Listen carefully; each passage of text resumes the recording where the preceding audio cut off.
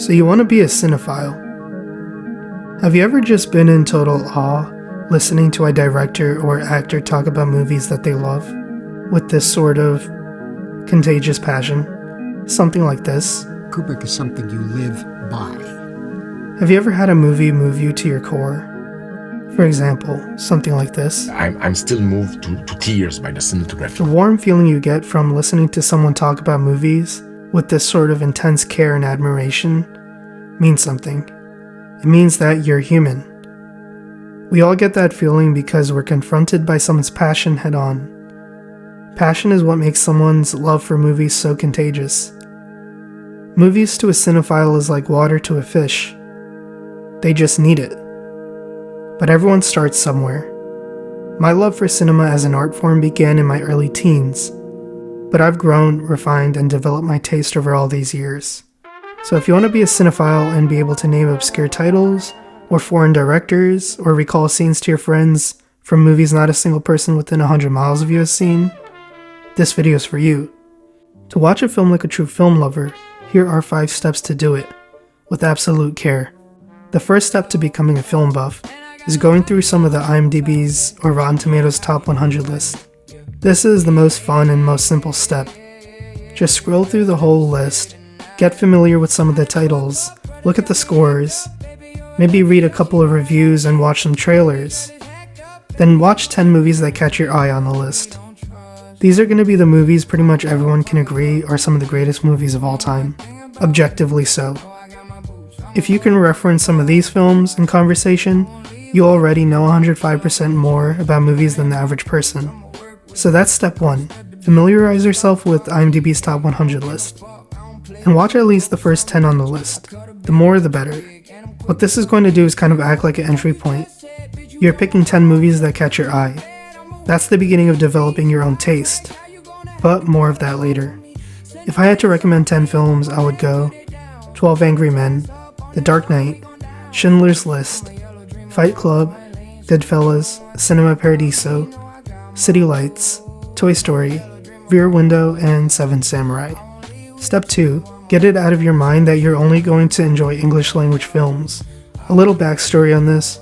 I have a friend who I thought was a cinephile, but he doesn't have any sort of appreciation for foreign films or films that are not in the English language. And when I say foreign films, I mean anything non-English. I'm from New York, so that's where I'm talking from. To him, anything with subtitles is out of the window. And this might be a hot take, but I don't care. If you don't aspire to watch movies outside of your own native language, you are not a person who loves cinema. Not saying this in a negative way, just objectively speaking. You like movies, but not film as an art form. Just like music, film is a universal language. A good movie doesn't need words. You understand the story through visuals. And film is derivative. One movie you can watch in English probably was inspired by a foreign film. For example, without City on Fire, directed by Ringo Lam, there is no Reservoir Dogs by Tarantino. It's fine if you haven't watched that many non-English speaking films, as long as you aspire to do so. If you're apprehensive of watching films that aren't dubbed or subtitled, you can't be a cinephile. It's impossible. Store, preserve, and present films from areas of the world. Not one person watching this video will be able to name me a great director or screenwriter that only watch films in their own native language, unless they were forced to. Film and cinema exist without borders in my opinion, especially in modern day. Directors from Japan watch English films. Directors from Mexico watch French films. Actors from Mongolia watch Bollywood movies. Cinephiles from Indonesia watch and enjoy Senegalese films. It's the way this art form works. So if you refuse to watch non-English films or films outside of your own native language, this video is probably not for you. That's my hot take for this video, but that leads me into some great foreign film recommendations. Parasite, Oldboy, Bhattar Panchali, Prison on Fire, and City on Fire, Charulata, Amelie, Bicycle Thieves, Titane, Three Colors Blue, City of God, and Tukibuki.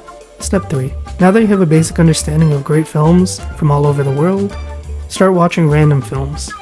Go on Tubi or HBO Max and pick movies to watch that you've never seen before, and that you've never heard of. This is an exercise in stepping out of your comfort zone. So watch that animated film for kids you think sounds interesting. Watch that horror movie made in the 1940s. Watch that film where the main actor mysteriously looks like your chemistry teacher. Watch anything and everything.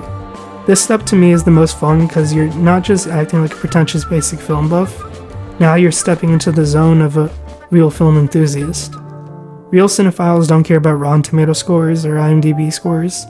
It might give them insight into things, but it won't stop them from watching a film. And if you don't have one movie you love that Rotten Tomatoes is trashed, you got some work to do. Step 4. You got the basics of IMDb, you explore the world through cinema, you watch that weird movie on Hulu you never heard of. Now what? Well, this is the step where you double down on what you've enjoyed so far, and start deep diving directors. Pick some of the favorites on your list and look who directed it, who wrote it, who did the cinematography, and start going through their catalog. Watch other movies they made. Find some common threads in their work and learn about their style and motivations. This will absolutely teach you about auteur theory and will help you with every movie you watch here on out. Step 5 and final step. Learn cinematic language. No hate for my fellow movie talkers and tubers, but most social media accounts that talk about movies, really all they do is just give their opinions. I loved this because, I thought that was cool because, that's good and all, but that's not really understanding a movie. A 5-year-old can talk about what they like and dislike, which is fine, but to be a cinephile, you need to understand the language of cinema. So I'll tell you what I did to grow my knowledge and understanding of film grammar and visual storytelling. I gave myself 12 movies and watched them each 2 to 3 times. I studied everything from camera placement to blocking, to editing, to sound, to lighting, to acting. First viewing, just watch and enjoy the movie, but after that, pick a couple of techniques or aspects of the filmmaking process and really try to hone in and understand them. This will teach you what to look for in film and help you know why directors or actors make certain creative decisions. If you want my recommendation, I would say choose 4 films and study them frame by frame if you can, multiple times. If I had to recommend 4 movies to study deeply, I would choose these. The first week, watch Tokyo Story 2 to 3 times. I have a video breaking down some of the style on my channel. Week 2, watch Vertigo. Week 3, watch Bicycle Thieves. And week 4, watch Persona. Tokyo Story will teach you the basics. Vertigo will teach you perfection. Bicycle Thieves will teach you realness and rawness of emotion, and Persona will teach you what happens when you break the walls and boundaries and the limitless potential of film. But don't watch them one after the other. Watch each 2 to 3 times before moving on, and study them deeply. After studying the films yourself, watch interviews, breakdowns, like I have on my channel, essays, articles, everything you can. After this final step, you'll be a movie god. If you like this video and have any tips for others to know, share them in the comments and check out some of the breakdowns on my channel. Let's love cinema together. And we get it to that person who's going to comment, you can just watch movies and enjoy them. Well, yeah, that's what we're doing.